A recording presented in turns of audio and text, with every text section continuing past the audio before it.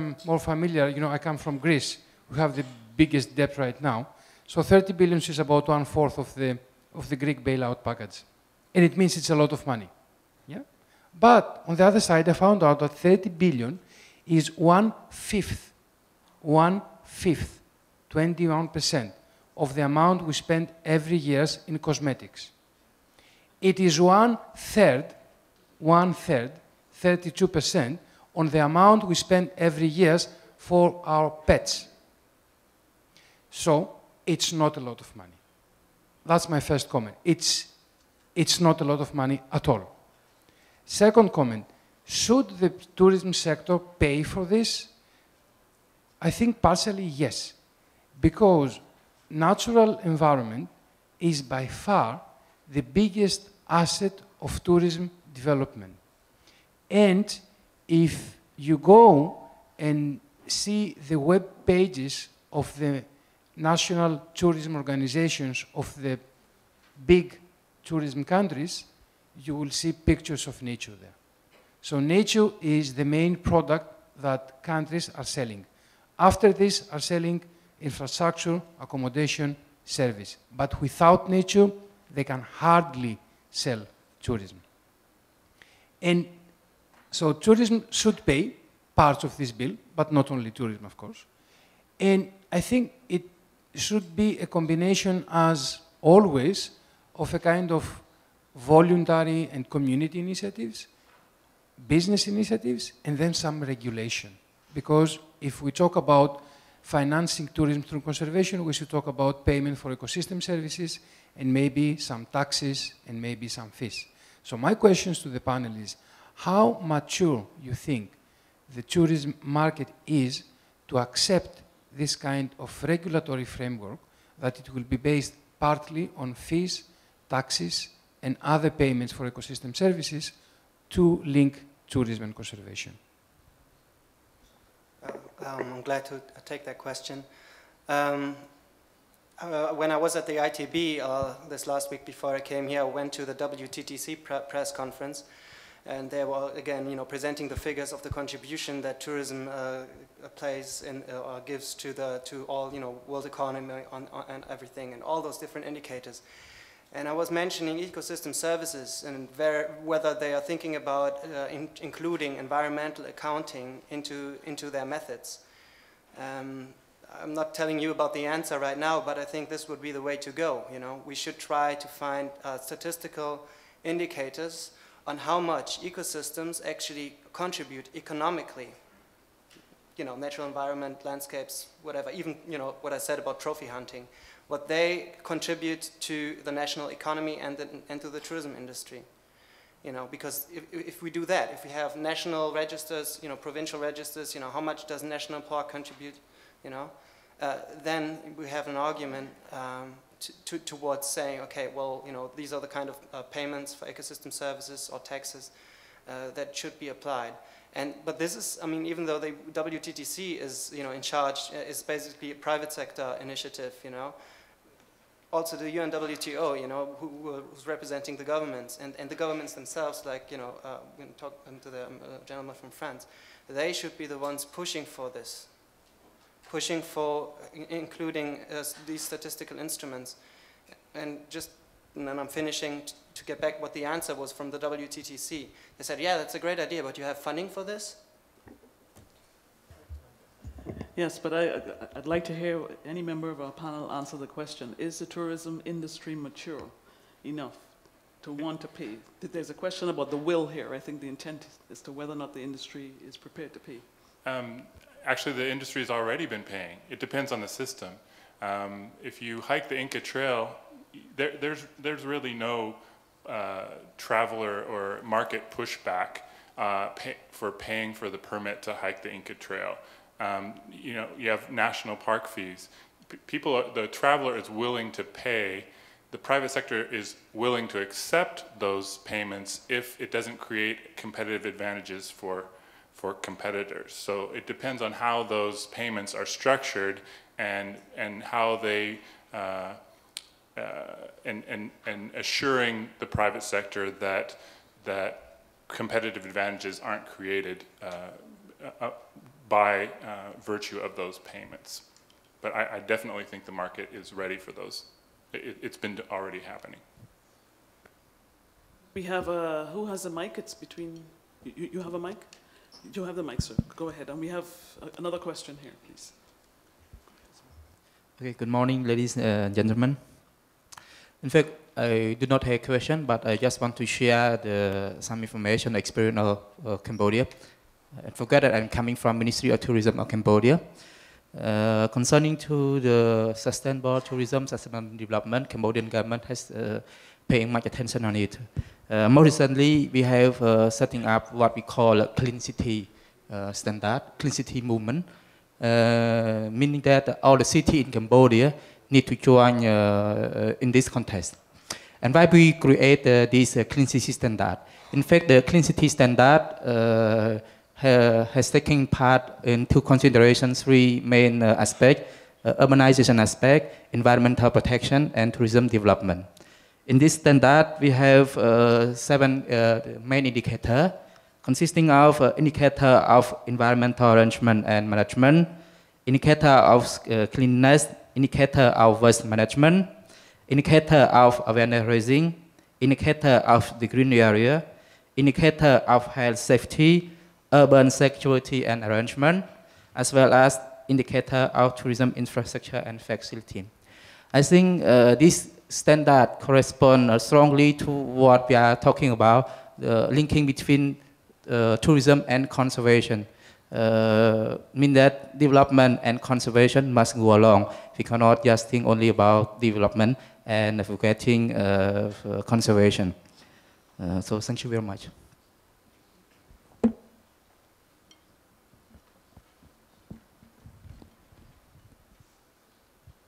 Do you want to go for a question? Could I mean, let me make just one brief comment on this question, whether the industry is mature enough or not. I mean, it's clear, Richard, that the industry has been paying, but the research that I did in 94, 97 showed that still national park systems were subsidizing visits by tourists. The reality is that the industry is not paying anything like enough, and it's a very long way away from paying enough. The challenge is to find mechanisms through which people might pay more for what they enjoy for free. In my country and in the USA, Richard, they don't pay enough. Therefore, in the major originating markets, people have an expectation that the national parks will be for free. And that's a fundamental problem about charging more. It seems to me that one of the things that's exciting, and I will come to the question now, Deirdre, one of the things exciting for me about the Global Partnership is this idea of looking for examples of things that work and then looking at how they might be replicated. And we have one example from the panel this morning of things or a mechanism that might work, and it's the Benito example of the voucher, which I understand has been around for a while. And I wondered if you might just reflect for us, Ariane, why it hasn't been taken up by more national parks in Brazil, why it hasn't been taken up internationally. I mean, it seems to me like it's a good idea, and I know of several other similar good ideas around the world that nobody talks about or appears to want to hear about. And I think it's a real challenge for us in the partnership to come up with ways in which these particular mechanisms, which have clearly worked in some places, can be made to work elsewhere. But to do that, we need to be very clear about why they work and why they don't work in particular circumstances. Thank you. Okay, Harold, I didn't have time, but that's one of the comments I was going to make, that the sad thing about Bonito is that it has not been replicated in Brazil, despite the fact that everybody knows about it. I think it's because in these kind of, and that's, I think the big problem in sustainable tourism is actually how you upscale some of these things. Bonito is a special case because it was the landowners, the people who had political power in the destination who made the decision, so they could see it through. But how do you take a destination which does not kind of have champions and make them change the way they do things? So that's the big problem, because politics, they spoil everything. So good ideas, once they go through the political mill, then they just get changed. But I think I would also like to use this to come back to the thing about the tourism industry. We were talking about the tourism should pay for the national park, but national parks are not only for the visitors; they are also for the people who do not visit. If you give a very clear example, like the National Park of Brasilia actually supplies a third of the water of the city of Brasilia. If actually that was paid for as an ecosystem service, then the park would be self-sustainable. It's not happening. And so that's what we should never look just at tourism. In some cases, tourism can pay for everything, but we should have different cases. So I think the big problem is that we can't just replicate. We have to see how we can adapt that idea to a different situation. Can I just say, I wasn't for a minute suggesting that tourism should pay for all of conservation. I think that would be a terrible error. What I was saying is that tourism in the parks I looked at wasn't even paying the cost of the visitors to the national park. It's that far adrift.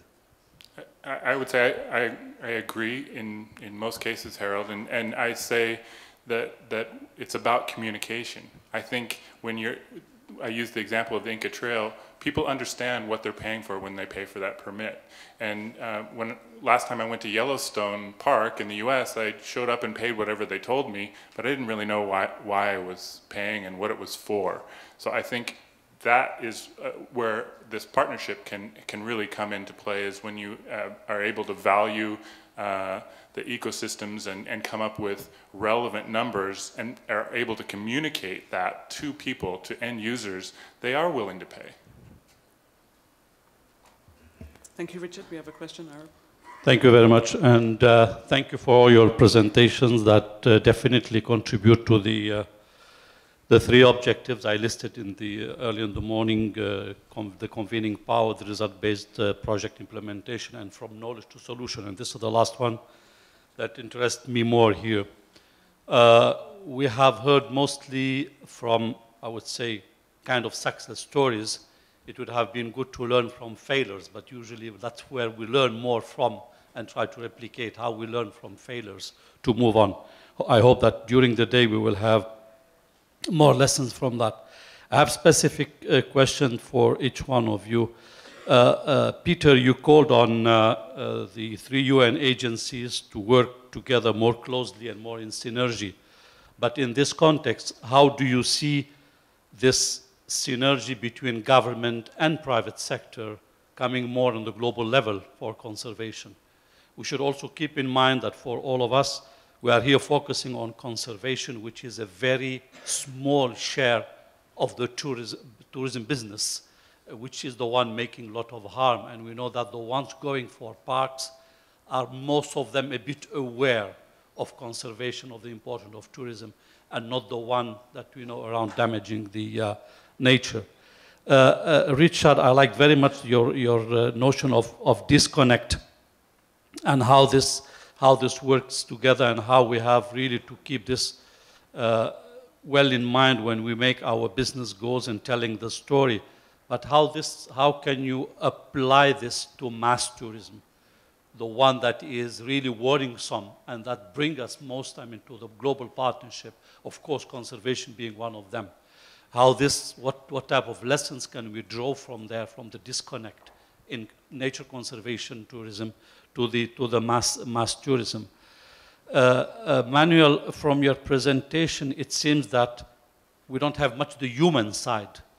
Like if humans are no longer in your presentation, we're much more talking about the site, we're talking about the value chain, the business products and services, but humans are the ones serving it most. It doesn't appear explicitly, but I hope it's there and it can be better strengthened.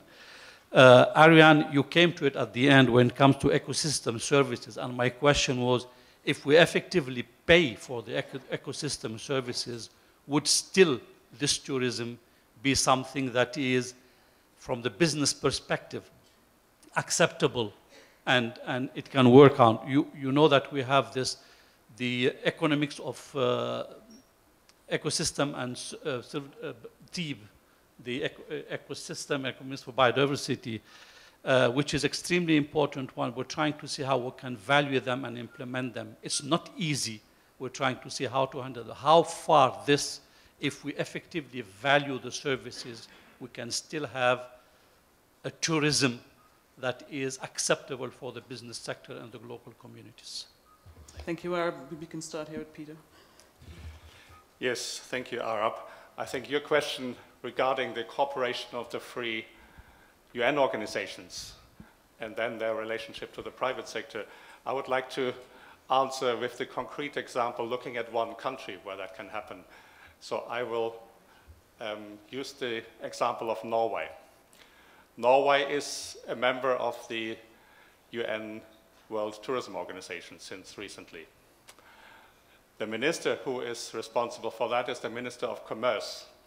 He has just recently set the goal for Norway that Norway should be the most sustainable tourism destination in the world. This gives an ideal way to look from UNWTO's perspective, which is then going through that ministry, and Innovation Norway, which is directly working with the private sector in Norway, to take that example, that goal very concretely and monitor further, and that together with the Minister of Environment, with UNEP in that context, within the broader context of Rio+20 and sustainable development at large, to find the possibility, the example of the three organizations with the related ministries, UNESCO via the education or the science ministry, whether one couldn't use Norway as an example to define the three dimensions of sustainable development within tourism and bring that forward to Rio+20. That would be just one example, and I could give you many more on the global scale or also on national scales. And there are lots of possibilities that the three UN organizations work together on the three dimensions of sustainable development and bring that together to Rio. Richard? Thank you, Eb, for the question. I believe, we were talking conservation. It was easiest to give examples of the ecotourism focused examples, but mass tourism is the higher impact aspect for sure. The last time Belize put together a marketing or an action plan for the country, a destination management plan, a year and a half ago, I had the opportunity to put together the marketing portion of Belize's action plan, but it was a whole destination management plan, and it was partially funded by USAID, but definitely had the involvement of the ministry and the Belize Tourism Board.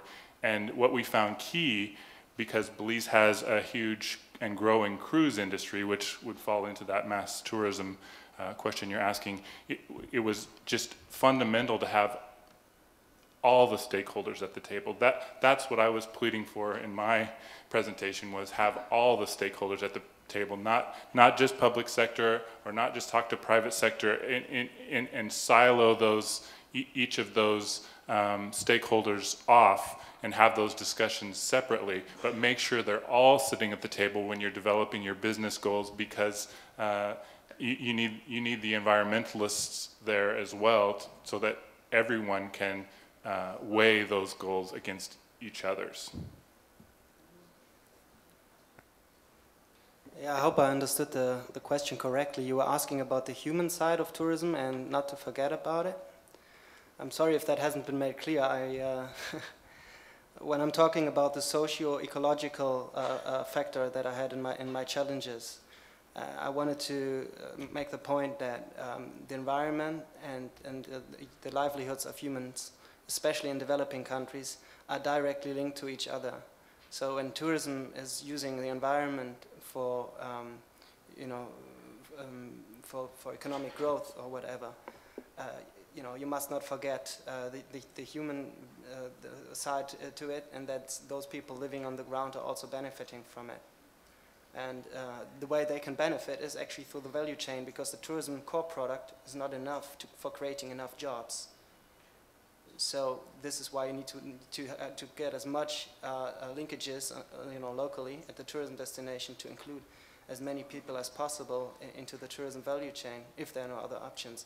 And the first thing that I said was actually to look at the opportunity costs. You should have an analysis first if it actually makes sense to introduce the tourism industry to an area, or if there are other opportunities for local economic development that would be better for the human population, such as other forms, agriculture, fishing, or whatever might be the case regionally.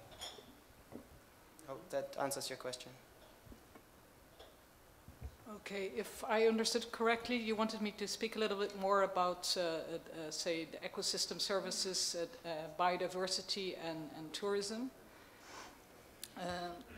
What I believe is that that what I see a lot, that people just want to go one way or the other. I like all kinds of shades of gray. So in my view is that, if you look at the natural cultural capital, they're capital, so we can only draw rent or dividends from them. And one of the dividends can be tourism, but in some cases the dividends could be other things as well. So we should carefully analyze, where can the real opportunities be of this natural area. Part of it could be tourism, all of it could be tourism, but it's the alternative opportunities we should not forget about as well, because then the focus is just on one thing and we don't look at it in a holistic way. I was just reading this morning that apparently Korea is planting trees in Mongolia to stop sandstorms in Seoul. That's the kind of things I'm talking about. I mean, there's other very important, and especially for tourists, it's very important to realize that this beautiful area they're visiting has other roles as well. It makes their experience much richer. I'm never going to visit all the beautiful areas in the world, but I like to know they're still there. That's very important for kind of you feeling well about the planet. So I think natural areas have very important, they have very direct roles, they have spiritual roles, and we should recognize them and we should communicate them to both the people who are visiting and to the people who are not visiting them. Thank you. We have time for one final question, and it's coming from our colleague Luigi Cabrini. Yes, thank you. Just a comment first I would say, to reinforce what has been said by our colleague from France on the issue of biodiversity and tourism. I think taking the opportunity of last year, International Year of Biodiversity and the World Tourist Day, I think there has been a lot of reflection on that interrelations. And in addition to this work that was started by France, I think we put together two kind of analysis. One more of a theoretical assessment of the interrelation between tourism and biodiversity, the pros and the cons, advantages and disadvantages, and of course stressing the benefits that sustainable tourism can give to biodiversity. And at the same time, we produce, with the help of a unit we have in Bonn, which is supported by the German government, a very practical manual on biodiversity tourist product, which is, by the way, available to all those that want to use it, again, to stress out how there could be, let's say, a good synergy between the two. I think that brings me also to the comment on the contribution of tourists to conservation. I think while it's true that if we look only at entrance fees and other direct payments, that may appear a relatively small contribution, but I think we should look probably in a broader way. I mean, we have certain municipalities or local government, I think in some national park in China or other part of the world where there is an old tourism economy which develops around the national park. And that tourism economy creates employment, creates jobs, bring taxes into the local government, which in turn enable to maintain the national park and so on. So I think that we should look at that, I think in broader terms, not only into direct taxations or direct contribution, and look also at what would be the alternative use of those natural resources. And I think is in that way that we could see how, again, tourists can positively contribute to those. Finally, I think following again this international biodiversity. I think these are also opportunity to join initiatives at the global level. We, for example, now working with the CBD, Convention on Biodiversity, to implement the guidelines approved by their conventions into the tourist sector. We are now working with the Ramsar Convention Secretariat on the wetlands as well to disseminate and hopefully implement some recommendations again on a positive interrelation between tourism and wetlands. And of course, I mean, the GPST is also, I would say, an instrument that can build in on those and involve, I would say, a higher number of actors, both at the international government and the private level. Thank you. I did see one hand in the back of the room. Yes, and that'll be our final question. Please, quickly.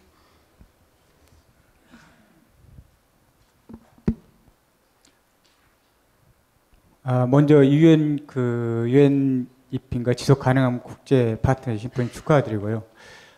저는 인간의 이 생태가 인간의 신체하고도 똑같다고 봅니다. 인간의 신체 구조상 어딘가 하나가 병이 걸렸을 때는 그 치료한 방법에 이제 경제적 측면이 있습니다.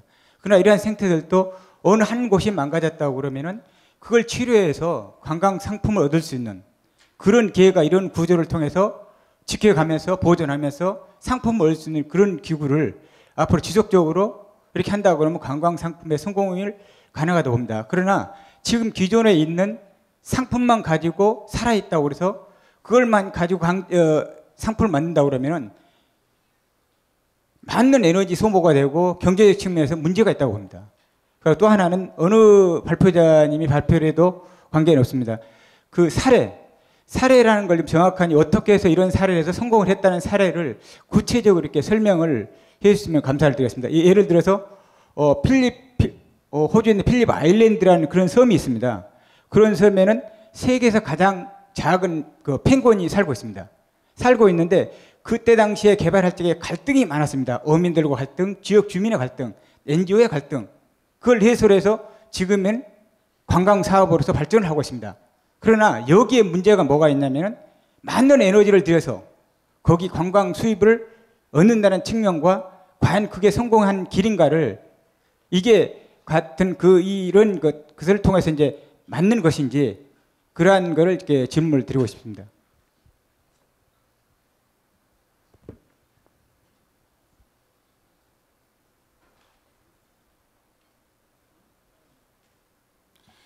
I guess that goes back to what the whole subject of public-private partnerships is carrying capacity is fundamental.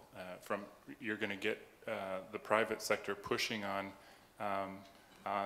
the number of visitors and lower costs and all those economic factors, and you need the public sector to balance those out. I think it just gets back to the fundamental question of why we're all here. You want those sides pushing on each other. That gets you to the optimum level. Thank you, Richard. Well, that, I would say, brings us to the end. But before we close, I'd like to give the panel members 30 seconds to give any concluding or summary